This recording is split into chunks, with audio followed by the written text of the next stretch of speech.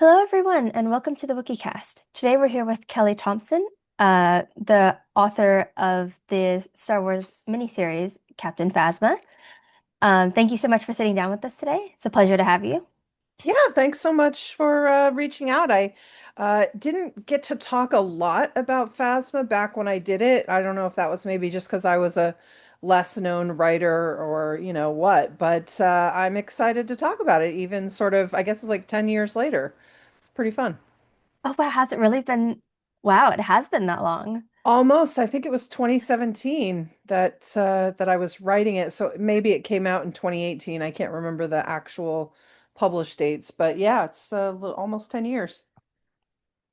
Wow. How did you kind of get involved with writing that? Did you like reach out to someone or like So kind of pitch it?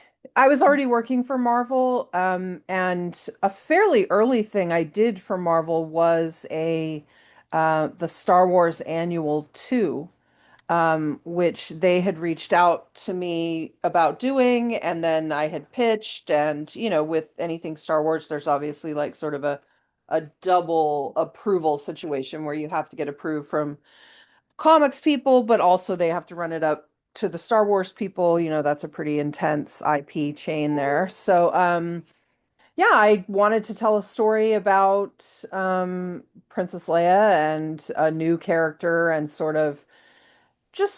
I mean, the core of it for me was wanting to write about how Leia thinks how she goes on considering what's happened to Alderaan and how she carries that weight and like how constant war, whether it's rebels or the Empire, is for regular people.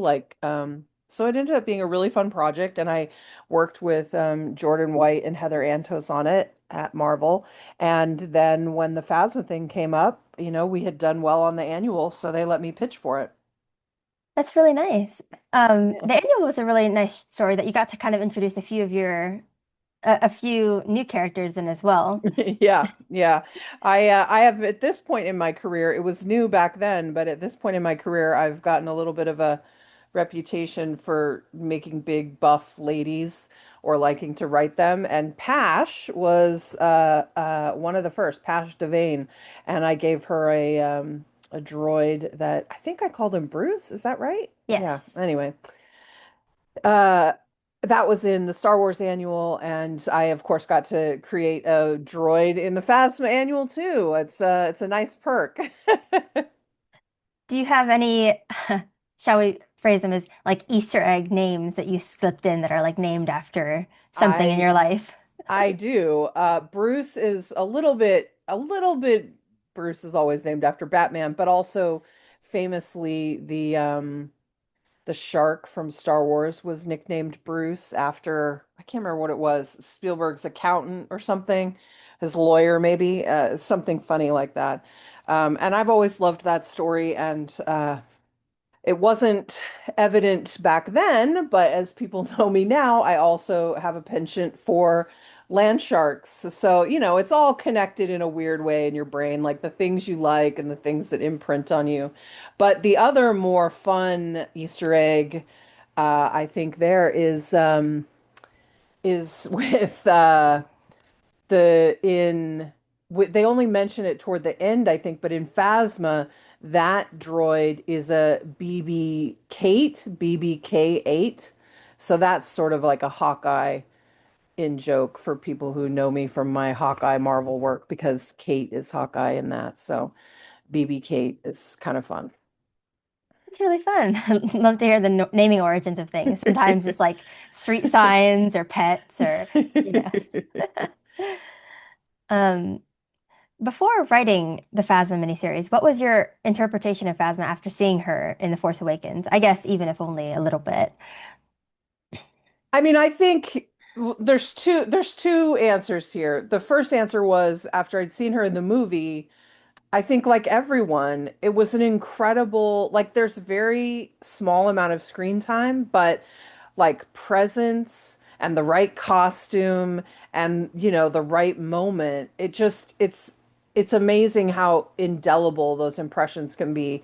And I almost feel like Star Wars has a history of doing this almost on accident, right? Like we were all obsessed with Boba Fett when I was a kid, and I feel like everyone was obsessed with Phasma, and because there's something immediately striking and interesting about them, even if the story doesn't intend to make them a lead character or doesn't know that the audience is going to respond to them as they do, I would say they're like great examples, Boba Fett particularly, of like almost like a aura farming that we talk about now, where a character just has so much like charisma and intensity in their design and everything that you're just transfixed. And I think a lot of people felt that way about Phasma. I think it's why the comic book ends up happening and the novel, right? Is because they're like, well, wait, people are really excited about this character, and they're a tertiary character. We're not going to have that much to be able to do with them in the movies. And so that's how you get this kind of cool spin-off material. But the second answer is while I was working on mine slash before I was working on mine a little bit. There was a crossover there. I got to advance read the Delilah Dawson novel, Phasma, and that was incredibly informative for the mini series, for the comic series, for keeping them feeling like the same character, like keeping a real consistency of character there. So that said, I don't know if you've read that novel, so I obviously I don't want to drag it too much in here if you feel it's sort of off path. But I think the novel, better than anything, gets into like who Phasma really is, and so we just tried to pick up on all of those notes and carry them through in the miniseries. And my answer is Phasma's a survivor. She's not evil, but all she's looking out for is number one. That's it. That's her MO. That's how she makes all her decisions. It's how do I save myself here? So I think it's a really interesting character, fun. We don't get to see enough of those in life. It's too easy to like make people into monsters or make them into angels. But what about this middle line, which nobody wants to say that we're like that, but there is an element, right, where push comes to shove. Most people will do anything to survive. That's how you get really horrific things committed in the wake of atrocity, right? So it's interesting. It is for sure. And it's really interesting to hear that about the novel having sort of at least an influence on the miniseries as well because of continuity purposes and everything like that. I guess it did come around the same time. Yes, Yeah. and honestly, I would have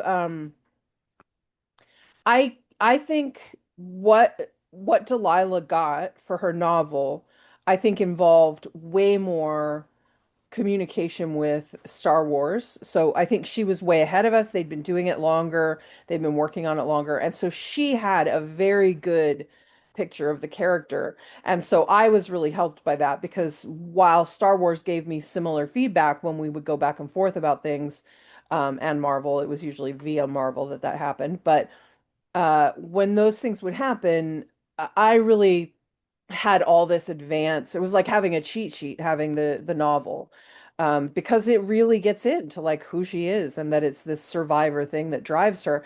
And once you have that, it's much easier to build an interesting narrative around that. So I was really lucky to have Delilah's great work to help me there. Yeah, for sure. Um, Even though you were working kind of with the novel, how much freedom did you have to kind of go in a certain direction that you wanted to go in to explore her character? Um, I would not say this was a lot of freedom at all, but that's not really a criticism. I mean, you're talking about um, even before you get to the specifics of my pitch, which I'll get to in a second, but before that even happens, you're talking about a character that has so many eyes on it. They're putting out a book between movies, right? So it's like they care a lot about what's happening. It's not you're not going to slip under the radar with some story you want to tell. Like there's a lot of eyes on it, there's a lot of attention on it, and there's a lot of stuff that has to be coordinated. Um, between because it's literally happening coming out between films and they can't tell you everything that's going to happen with her going forward because they don't even maybe know. So there's a real hesitancy like here I'll just go into an example that'll probably explain it better. Um we were desperate to take off her helmet.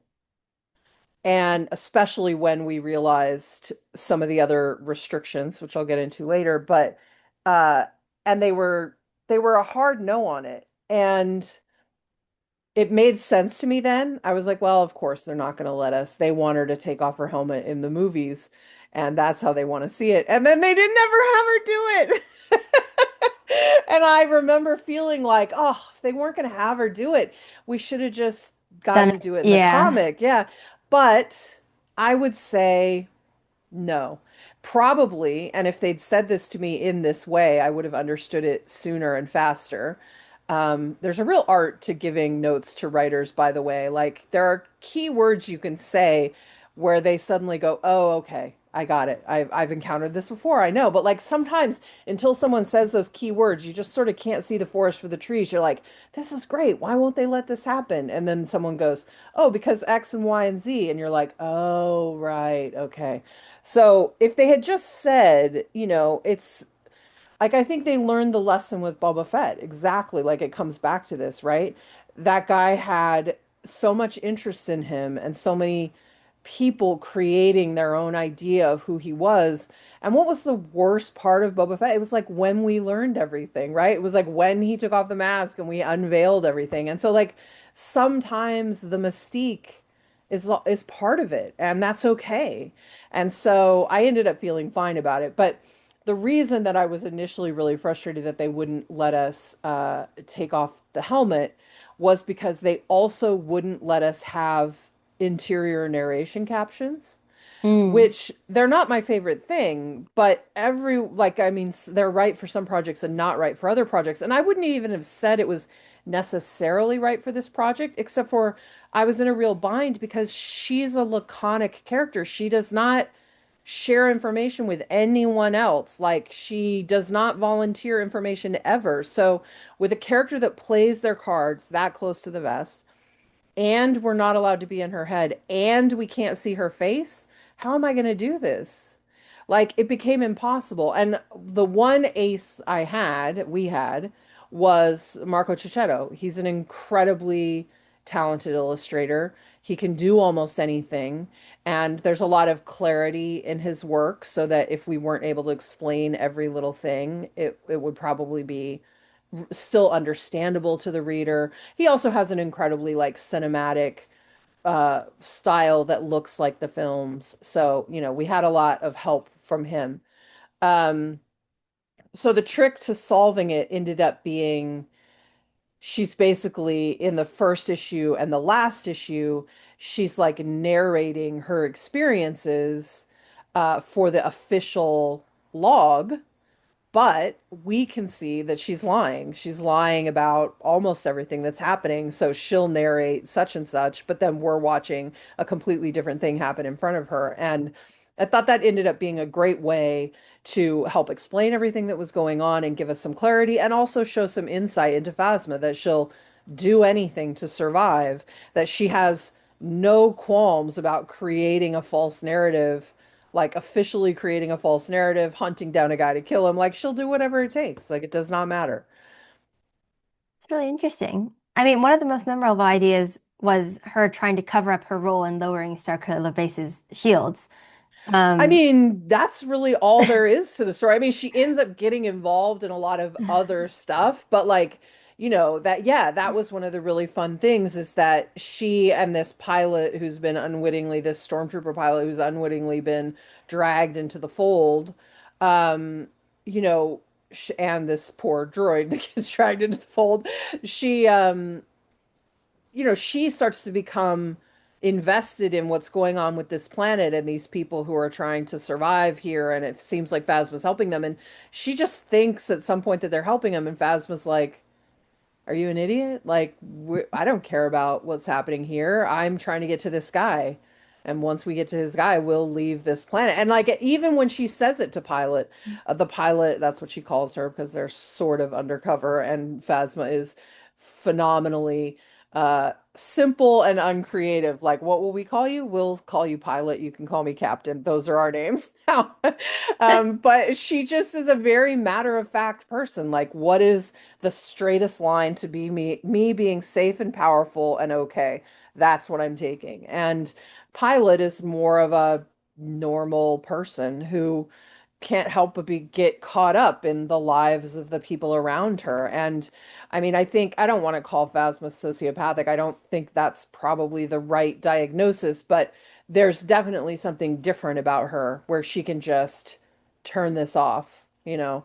All roads lead to Phasma for her, and that's it. And a lot of that origin of that is in that book because she grows up in this incredibly difficult environment where it's a only survivors survive. Like you got to be the strongest if you're going to make it through. So. It's really interesting because she definitely didn't really seem that you couldn't really sympathize with her that much. Maybe a little bit, but not mostly, because of her ruthlessness. Yeah, Did you I really think see her as more of a villain or more of an anti-hero when you were I kind of I shaping that? definitely see her as a villain because I think it's villainous to not care about anything but yourself. But I don't think she's evil in a sense of like she doesn't care about, some villains hurt people because they enjoy it or because they want to see that happen. She doesn't care about that. She never goes out of her way to hurt someone unless hurting that person leads to her safety, advancement, betterment, improvement, whatever. If it advances her, then yeah, and that is an incredibly clinical way to be, and I do think it's evil. I think it's but I think I think the way to connect to her and the way to try to understand her is the thing I was talking about before, which is that it's human nature to try to survive, right? And hers is just dialed way up because of the environment she was raised in is always trying to kill you. And so it just rewired her brain a little bit that the best thing you can do and the only thing you can do in any scenario is look out for yourself. And I think that none of us, most of us don't operate that way. And that's a great thing. It's better to be better than that. But I also think we can all, if we want to, we can stretch ourselves and get in touch with that emotion. What would you do if it's a life and death situation? How far could you be pushed? So that's sort of the space that Phasma lives in all the time. And I do think it's because she was traumatized as a child and conditioned. So I don't even know that it's really a choice for her. Like, I think she'd have to go to like the most intensive Star Wars therapy of all time to like for decades to like break her brain of what her early trauma taught her. So I do think she's relatable in a way, but I think that we have to, as good humans, we have to dig pretty hard to find the way where most of us, you have to push us all the way to the edge for us to be like, okay, yes, I'll hurt someone to survive, right? Right. But for Phasma, that just lives right at the surface all the time, like in every moment, you know? That was something interesting that she's obviously been that way for a very long time, but when she's in contact with Soul, he doesn't really realize that at first and slowly comes to realize it. Um, did you always know where his arc would end, or did that kind of evolve as you wrote him into the story? I'm sorry, you broke up just a little bit. You said Oh, Revis, right? yes. Yeah. My thing with Revis was, I mean, perhaps there's not enough work done here, but I took it more as he's just an everyman stand-in. Like it doesn't matter who would be standing there. Revis could have been a small child, an old woman. It could have even been her superior. He was in the way between her having a clear record that didn't affect her with the Empire. So he has to go, like no matter what he is. So in a way, he's like just a stand-in for all of us of what's in your way. He's no different in some ways than Pilot because she doesn't, even though she spends all this time with Pilot and they fight by each other's side and all this shit, she never connects to Pilot at all. Like it's as easy for her to see Pilot as she sees Revis. So there's almost like a deliberate lack of development on Revis's part because he's supposed to represent anything. Whatever it is that's in her way is what she's going through. you know. That's really interesting. So she it didn't like matter that he was like she wouldn't have been more sympathetic to like a child or anything just No, because. I think whoever it was, it could have been because at the very end she hooks back up with Hux. It could have Mm. been Hux. If it was Hux on that planet, probably she's killing him because like the only reason she wouldn't kill him was if she found another way to like get her like I it's better for me if he can survive and owe me one. But I don't think she's that trusting. I mean, like that whole bit with loose ends and Pilot at the end, I think that's very accurate to where she sits. Um, so I think yeah. Really interesting. Due to the kind of, I guess because Phasma doesn't say much, how much did you have to work with Marco to so that his art would expand your ideas? I think honestly, like Marco has like almost a realistic like level that he's working at. So, when you have that sort of a style translation, I think it's mostly really easy for the fans to like understand everything, especially because anyone reading a Phasma book is like as a Star Wars aficionado to a certain degree, right? We all understand the language of stormtroopers and lasers and bases and droids and all of this stuff and that makes sense to us. But, Marco, I don't want to say effortlessly because I'm sure it's a tremendous amount of effort, but he makes it look effortless in the way he just like lays down a TIE fighter screaming across the planet. Like it just works. So there was very little I had to do on that front. I think, we were hoping we were going to get to take the mask off. It's one of the reasons we have the sort of costume change partway through. Um, with her and Pilot going undercover was we thought that would be the moment to like show her face maybe. But he just I mean even on that costume that they wear for 2 issues, I think I just gave him notes about the planet and the kind of clothes that would be around and the kind of things the natives, well, they turn out to not be natives, but the people that are living there would wear. And he just cobbled together this incredible other mask for her that was, so fun. I was like, I mean, that's as good as her original mask. So it was fun. It's always fun to work with someone at that level. Yeah, that's really fun. The comic does move through several very different environments and planets, like in a relatively short kind of mini series. How did you go about creating each of those planets with all of their unique, I guess, quirks to them? I mean, I think some of it was just some of it was just it's fun to play with this stuff.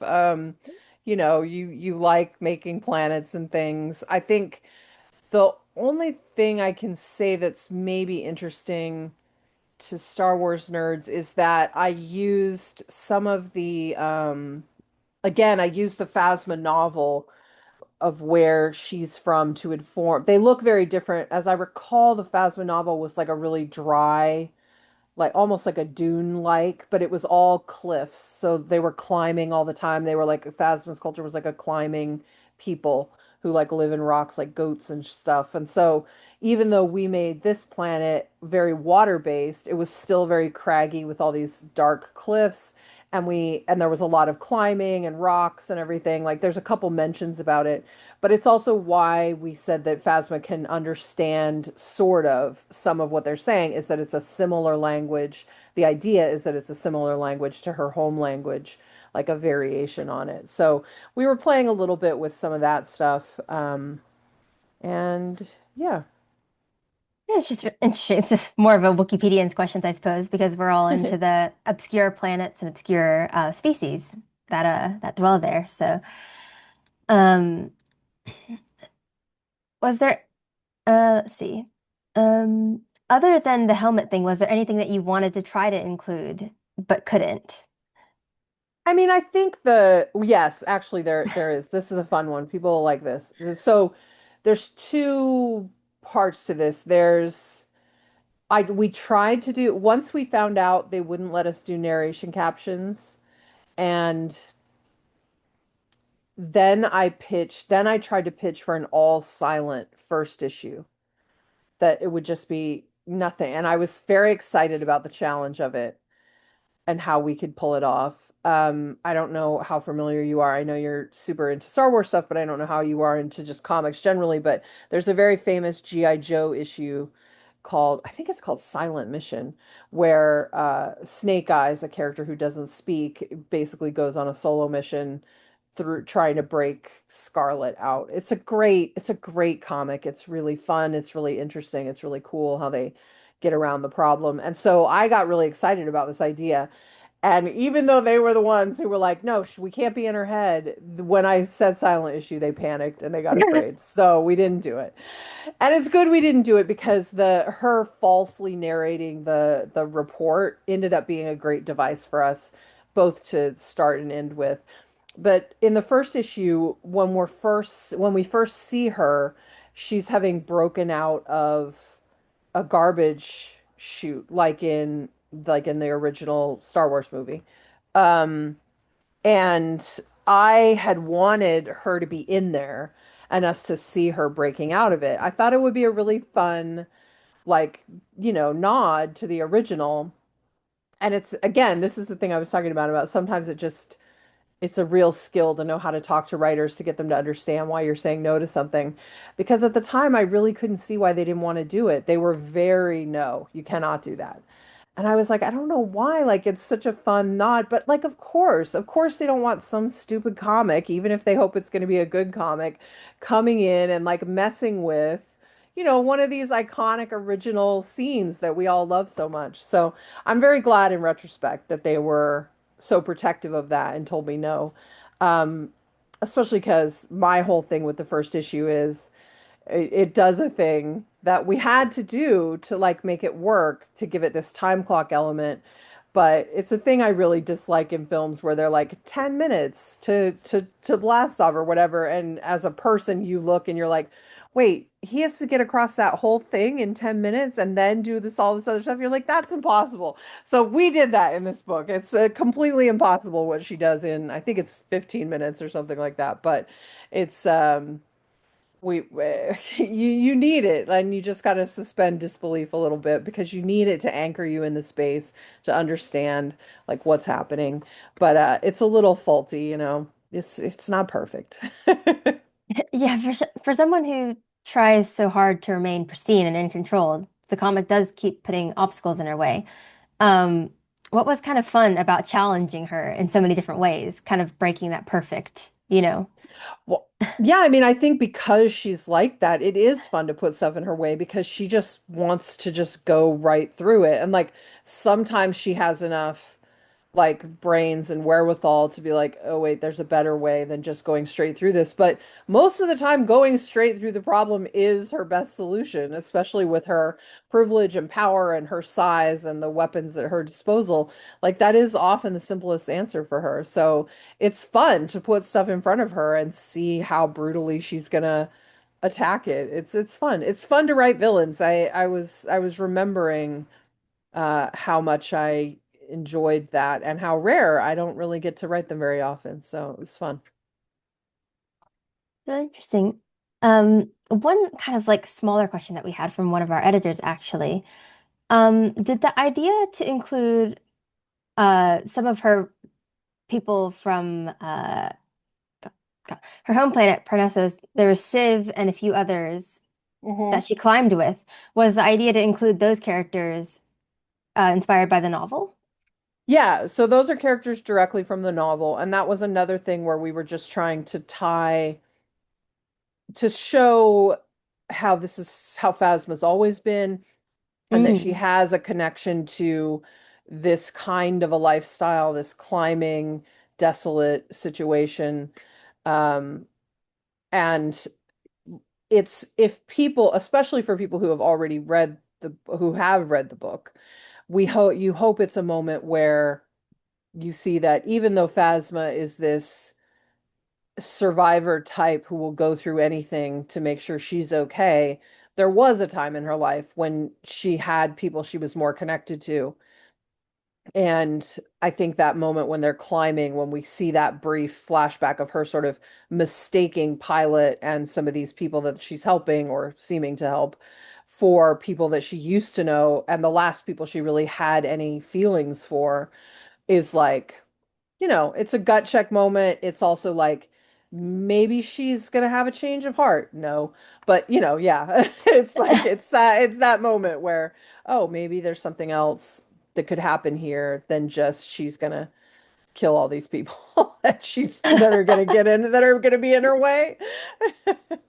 That's really interesting. I just want to inquire that about that because the minor characters, they often don't get talked about in the interviews, and there's so many of the, how would you pronounce it? The loop roar as well that got Hmm. created, and Hmm. you know, um, and all of the unique names. They all seem Yeah. to have a similar naming convention as well, with um the names being split, like they're not all one word, they're Yeah. split by the apostrophes. Yeah, the apostrophe. Yeah. That was an attempt to like, we don't have time to build a whole culture and dialogue and, all that stuff.